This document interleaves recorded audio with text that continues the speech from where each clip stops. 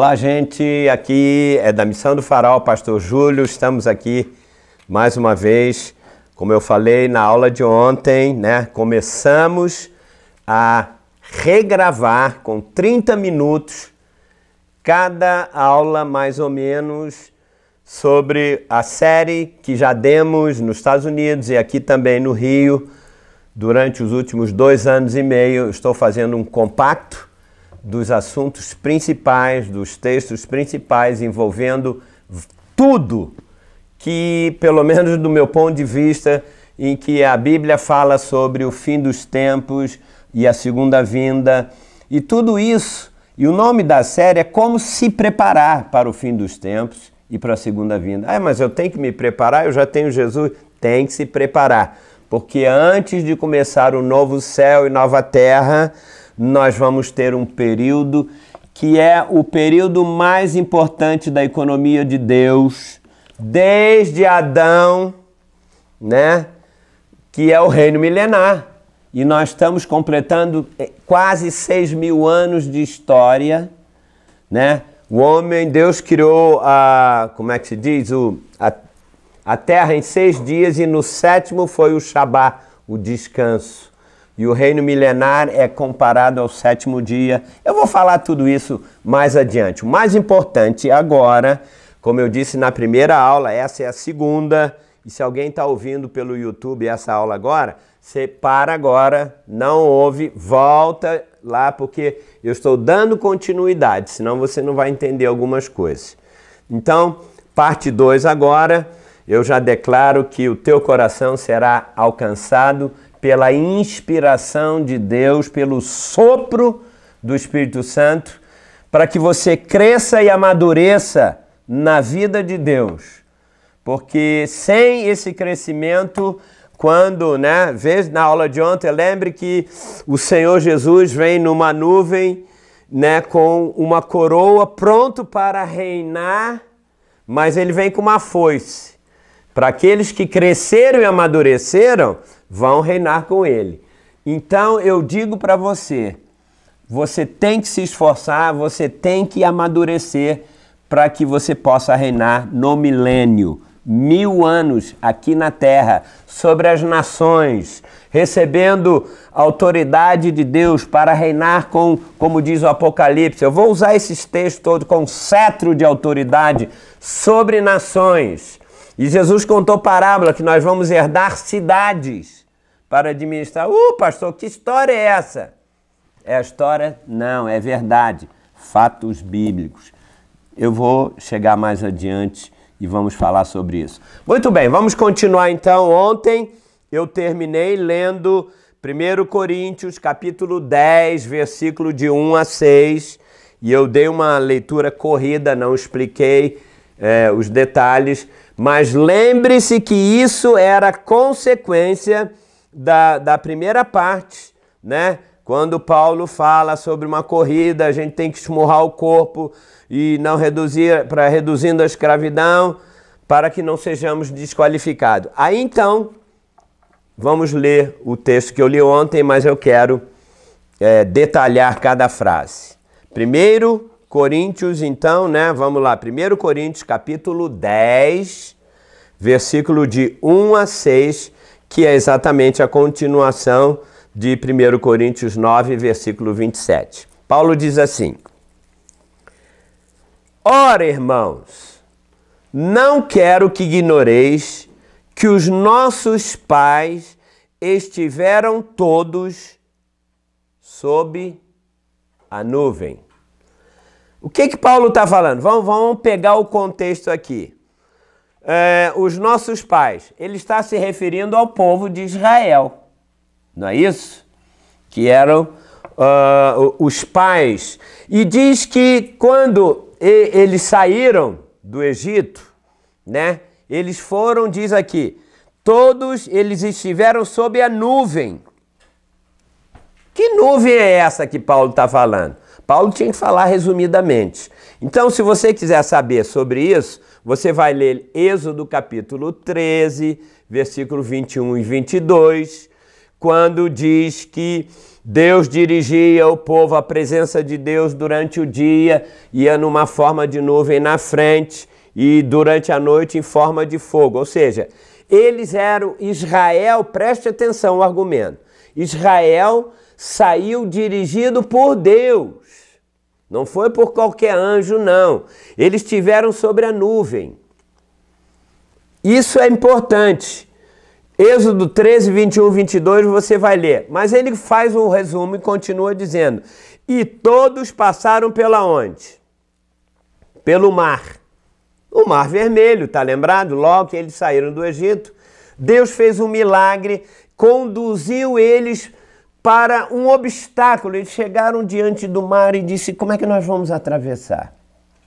E Deus, né, se você quiser saber o texto, foi quando o Mar Vermelho se abriu e diz, está lá em Êxodo capítulo 14, eu não vou ler, mas você já sabe a história, mas aqueles que quiserem saber os detalhes, Êxodo 14, de 22 a 29, fala sobre esse incidente. Paulo está comparando, falando para a igreja de Corinto, fazendo uma comparação bíblica para falar sobre uma corrida que nós temos que é em relação ao reino milenar. Olha o argumento dele, você vai entender. Tendo todos o quê? Eles passaram pela nuvem, lembrando, né, que eles passaram pelo mar, Deus abriu ali, e quando eles passaram pelo mar, Paulo diz aqui, olha que comparação ele faz tremenda. Tendo sido todos quem? O povo de Israel, batizados, a palavra assim na nuvem como no mar, com respeito a Moisés. Quer dizer que quando Israel saiu do Egito, sob a liderança de Moisés, quando eles estavam saindo, eles estavam batizados na nuvem. O que é ser batismo de nuvem? Você já ouviu isso? A nuvem não era a presença de Deus? A palavra baptizo, no grego, essa palavra significa mergulhar em alguma coisa. Ah, pastor, isso é uma referência ao batismo nas águas? Olha, muita gente acha que se mergulhar na água, ele vai... Bom, eu não vou entrar agora, essa é uma discussão. Eu vou ficar aqui. Mais tarde a gente toca nesse assunto. Mas aqui no texto, o povo de Israel passou pelo mar, foi batizado no mar e na nuvem, significa que eles foram mergulhados na pessoa do próprio Deus. É isso que Paulo está aplicando. No mar com respeito a Moisés. Nós estamos estudando, aliás, eu quero recomendar a vocês, nós estamos estudando sobre o tabernáculo de Moisés. É uma série muito grande também, que infelizmente agora eu estou dando as aulas, tem 1h30, 2 e tal, mas nós vamos fazer também depois em cápsulas de meia hora e tal. Ali fala sobre todas estas coisas e nós estamos vendo que logo que eles saíram, a nuvem e fatos que aconteceram, tem que ter isso que eu quero dizer agora. Por que eu estou usando esse texto? Paulo usou também. Por que eu estou falando tabernáculo? Cada incidente geográfico, físico do povo de Israel, dos 40 anos do deserto, como a figura do tabernáculo, eu não posso pegar isso literalmente, porque isso não tem sentido. Era um símbolo de uma realidade espiritual viva. Então hoje, ser batizado na nuvem é ser mergulhado na presença de Deus. E você tem que fazer isso diariamente, senão você não vai crescer. Água na Bíblia é a vida de... Jesus disse, eu vou dar uma água para vocês, vocês nunca mais vão ter sede. Lógico que não era água H2O, porque a gente tem sede de meia hora. Ele estava falando da vida dele. Quem beber da vida de Jesus nunca mais vai ter sede. Então, veja, é o que Paulo está falando. Eles foram batizados no mar. Literalmente, quando Israel passou pelo Mar Vermelho, eles estavam começando uma nova vida, eles estavam começando a crescer na vida do Pai. Mas vamos continuar aqui então aqui. Outra coisa aqui, todos eles comeram de um só manjar. Paulo diz, manjar espiritual. Quer dizer que quando eles comeram, né, uma comida espiritual, ele estava se referindo o quê? Ao maná que caía todo dia, no fim da tarde, né? Durante 40 anos no deserto, eles comiam aquele maná. Mas Paulo já está dizendo que o maná que eles comiam era o próprio Senhor Jesus. Não era só o maná, semente de coentro, parecida, isso, aquilo. Não, não, não, não. Paulo falou, era uma comida espiritual. O próprio Jesus estava lá. Então, quem não está comendo não vai crescer. Não é verdade? Não, eu quero crescer, meu filho, come. Quem não crescer espiritualmente não vai crescer. Quando a foice de Deus vier, não vai para o reino. E beberam da mesma fonte espiritual. Que fonte é essa? Essa é a água que saiu, a referência histórica. É a água que saiu lá na fonte Horebe, que Moisés falou na fonte, e saiu água da fonte, e todos eles beberam. Mas Paulo diz, não foi só água, H2O, era uma fonte também espiritual, que os seguia, né? Se você quiser ver isso, tá eu botei aqui Êxodo, capítulo 17, versículo 6, é isso que eu já falei, mas, não, pastor, eu quero ler na Bíblia, então vai lá e lê. Eu não tenho muito tempo para isso. E ele bota um ponto e vírgula e diz assim, porque bebiam de uma pedra espiritual. Ah, aquela pedra de Horebe era uma pedra espiritual? Veja, bebiam de uma pedra espiritual que os seguiam. E a pedra era Cristo. Puxa, caramba, será que é isso? É. Agora vem, olha só o argumento de Paulo. Não ignore que o povo de Israel do Egito e o que Deus fez para eles saírem do Egito foram milagres tremendos. Depois ele disse, todos eles foram batizados na nuvem, a presença de Deus estava lá, olha só. Depois eles foram batizados no mar. Deus fez milagre do mar, maravilha. Olha que manifestação tremenda. Todos eles foram batizados na nuvem. Todos eles comeram de um manjar, uma comida espiritual. Eles beberam de uma fonte espiritual. Olha, hoje em dia é a mesma coisa. Tem muita gente que vai na igreja, ouve lá uma palavra, né? E às vezes não ouve, a fonte secou. Eu sei que tem outras aplicações também. Mas Deus está dirigindo a nossa vida. Ah, mas Senhor, pastor, ele não está dirigindo a minha, estou cheio de problemas. Não! O mar, tem um mar na sua frente, Deus vai abrir. Mas as pessoas que não crescem, ao invés de verem, está tudo fechado, as portas se fecharam. Mas sabe de uma coisa? Deus vai abrir. Mas só quem amadurece. Qualquer dificuldade chora, ou vai para o pastor, ou vai para a irmãzinha da igreja, eu não consegui fazer. Ei, Deus fez esses milagres. Entretanto, todavia, apesar de todos esses milagres, é isso que significa essa palavra. Deus não se agradou da maioria deles, por isso ficaram prostrados no deserto. E olha, eles viram milagres, viram tanta coisa e Deus disse, não me agradei de vocês. Por quê? E você sabe a história. Eles não creram, morreram no deserto. E já vou aplicar de uma maneira tremenda agora. Por que Deus não se agradou deles?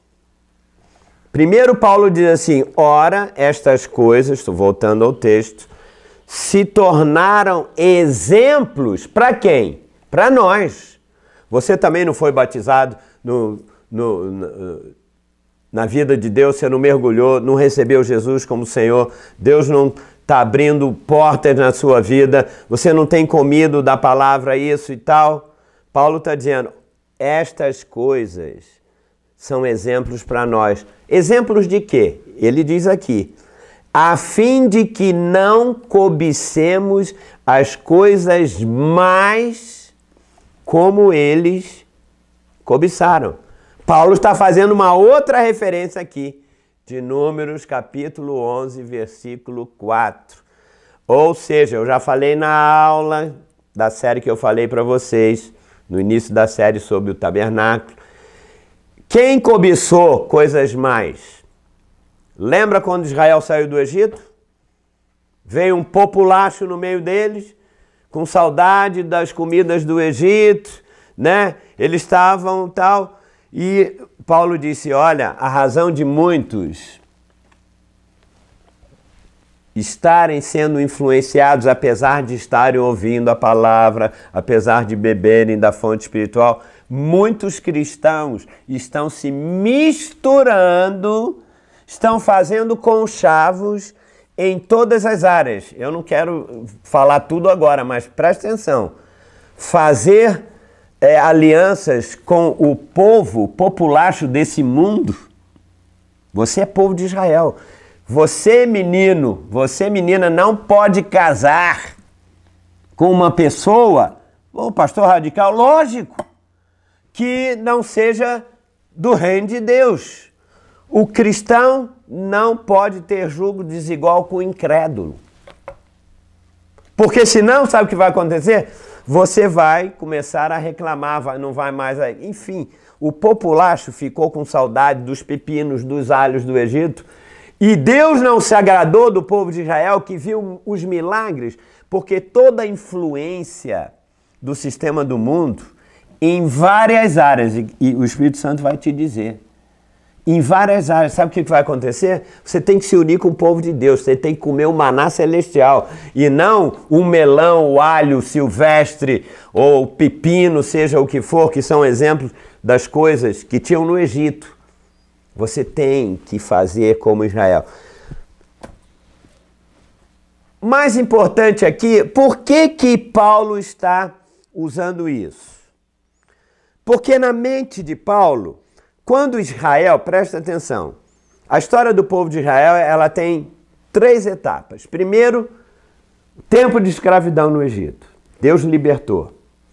É a minha e a sua história. Quando nós não conhecíamos o Cordeiro de Deus, Jesus, nós vivíamos nesse mundo como escravos do pecado, escravos dos prazeres, escravos do dinheiro, escravos de tudo.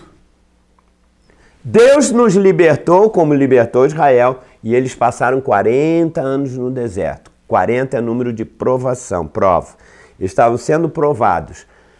Provados para quê? Primeira fase, Egito. Segunda fase, 40 anos no deserto. E a terceira fase, que era o principal, que Deus prometeu lá a Abraão antes.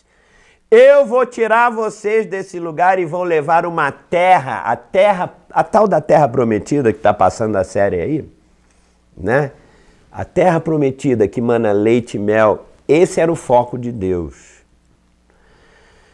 40 anos representa hoje na nossa vida as provas que nós passamos para entrar ou não na terra prometida. Como vimos o texto, muitos não entraram. A terra prometida, biblicamente falando, intrinsecamente falando, sabe o que é? É o reino milenar, é o alvo. Eu sei que ela tem aplicações hoje. Você pode hoje já receber coisas sobre o reino milenar, mas você recebe dentro de você. Mas a manifestação só quando Jesus voltar. E poucos vão reinar com ele. Poucos! Porque estão no deserto.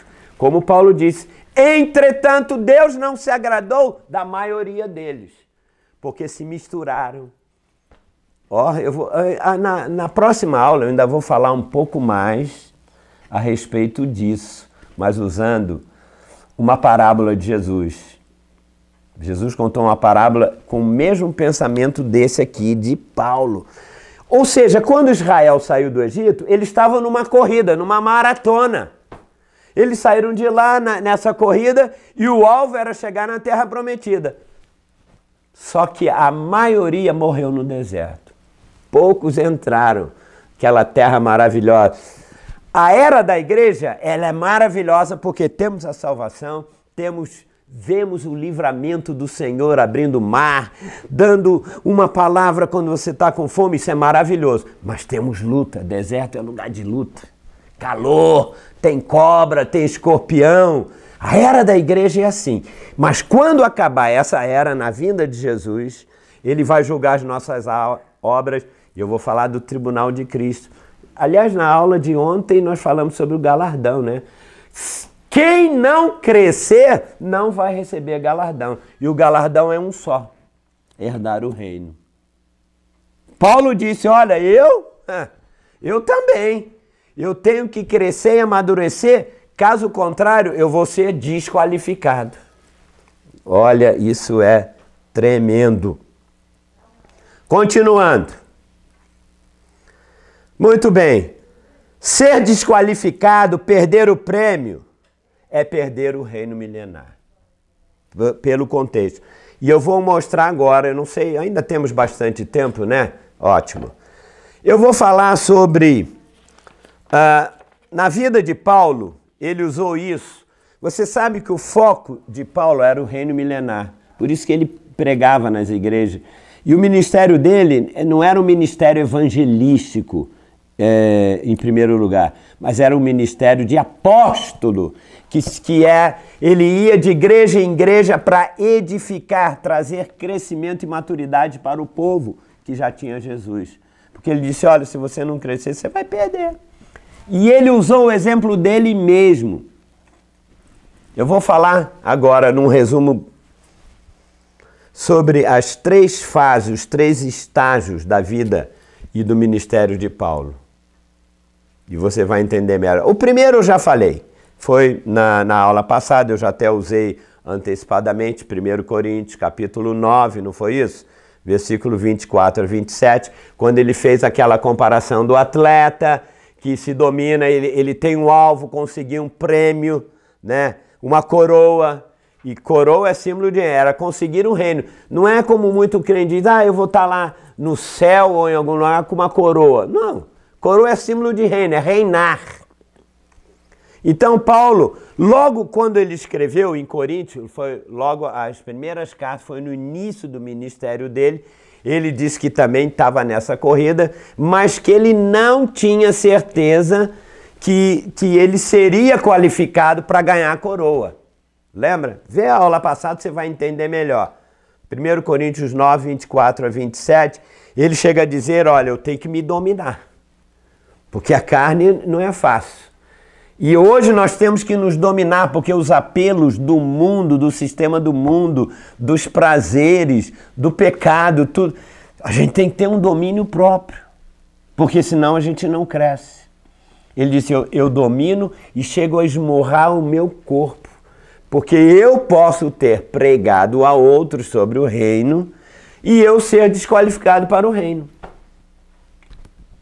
Então, isso foi logo no início dele, quando ele descobriu, Paulo disse, eu não estou preparado, eu tenho minhas dúvidas ainda.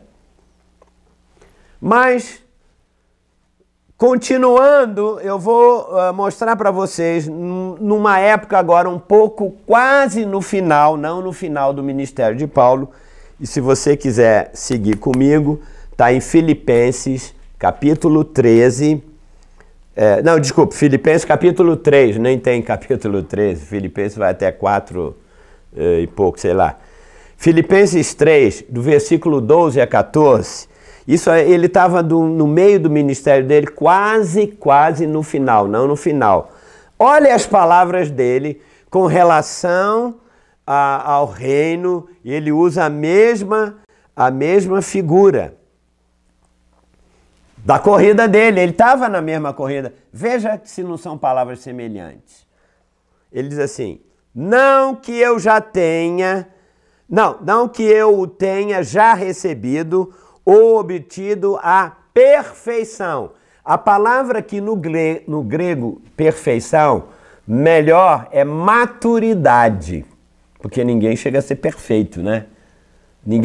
Até o fim da vida você não vai ser perfeito. Então a tradução aqui foi um pouco infeliz, embora tenha algumas bíblias que falam, eu ainda não cheguei à maturidade, eu ainda não cheguei a um crescimento que eu queria, mas eu prossigo para conquistar aquilo para o que também fui conquistado por Cristo Jesus.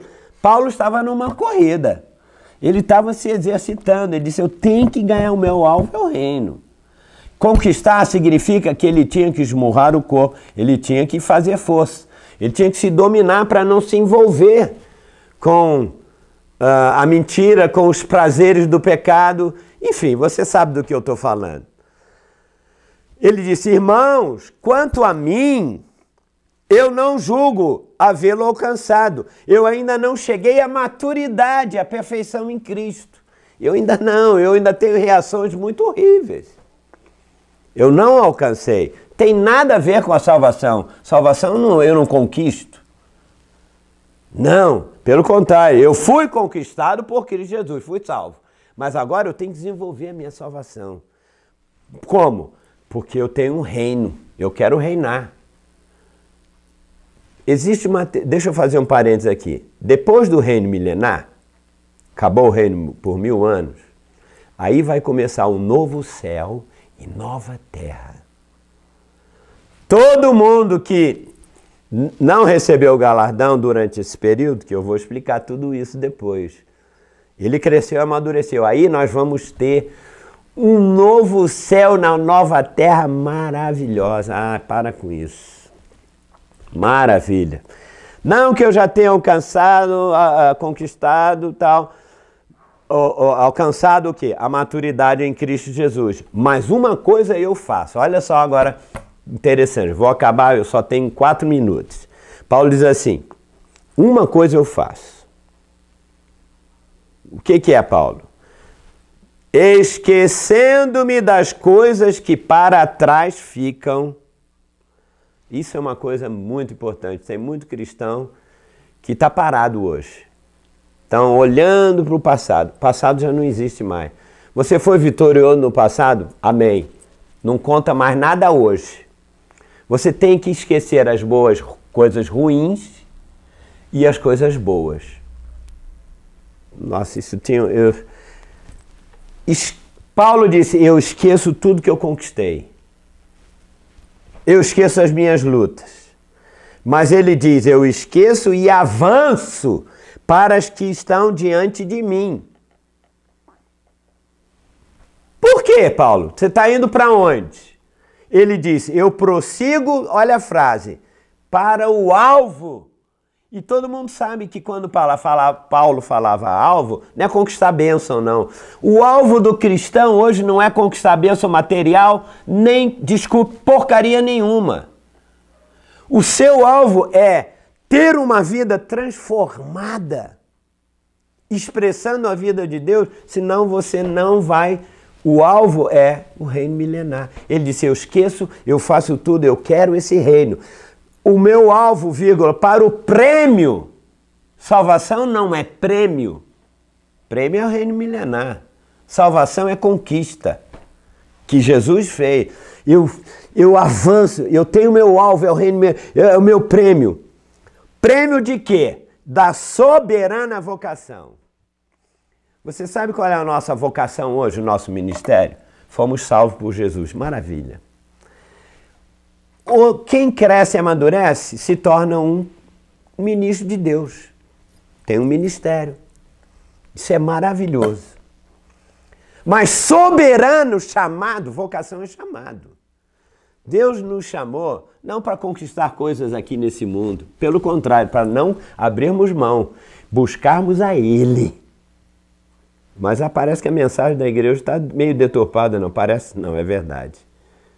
Eu quero conquistar, eu quero ser mais que vencedor. Mais que vencedor é quem cresce, amadurece, mergulha na nuvem da presença de Deus. É a pessoa que diz, eu quero Jesus, quero comer mais dessa fonte espiritual. E para isso a gente tem que esmurrar o corpo, é abrir mão. Contente-se com a casa que você tem.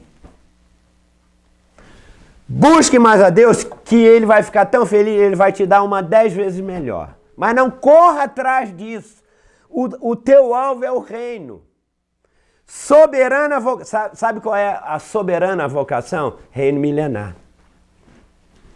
Deus te chamou, Deus salvou a tua vida para você crescer, amadurecer, chegar à estatura de varão perfeito, para você reinar ou não. Porque a foice do Senhor vai chegar. Quem não cresceu, quando passar a foice, se não tiver trigo ali, Você está ainda com uma vidinha pequena, a foice passa, não pega. Então você tem que crescer para que o Senhor passe a foice e diga, oh, vem para o meu celeiro. Para o prêmio, essa é a soberana vocação. Paulo ainda estava o quê? Disse, puxa, eu ainda não tenho certeza. Você tem certeza que se morrer hoje, você vai para o reino milenar? A qualidade de vida que você está levando, buscando ao Senhor, você está amadurecendo, crescendo na vida de Deus? Porque se você morrer hoje, tem gente que acabou de morrer. Para onde ele vai? Quando começar o reino, você tem certeza que você vai? Quanto que você tem amadurecido? Responda você mesmo, porque eu só tenho 50 segundos agora. Mas amanhã, na próxima aula, enfim, eu vou falar de um texto que Paulo, finalmente ele disse, agora eu tenho certeza que eu vou para o reino. Agora eu tenho. Lembra em Coríntios ele começou, não sei muito não, tomei em dúvida, ainda tem umas reações muito ruins, tem uns pensamentos. Depois, né, hoje como nós vimos, ele disse, bem, eu ainda tenho algumas coisas, tenho que esquecer algumas coisas. Mas eu vou avançar. Então amanhã, ou na próxima aula, né? Sabe o que vai acontecer? Ele disse, não, agora eu tenho certeza, eu vou para o reino. Tenha certeza de que você vai para o reino antes de morrer. Não morra até a próxima aula não, por favor, Senhor, segura aí. Abandone o pecado, esmurre o seu corpo. Não aceite as ofertas que tem por aí, a gente tem que esmurrar o corpo. Porque o diabo bota tudo do, entre aspas, bom do melhor, para a gente entrar. Lembre-se, entretanto, Israel viu tudo maravilhoso, mas não entrou no reino. Deus desagradou, vai ficar aqui no deserto. Mas Josué e Caleb entraram, é símbolo do reino. Mais uma vez, um beijo, um abraço.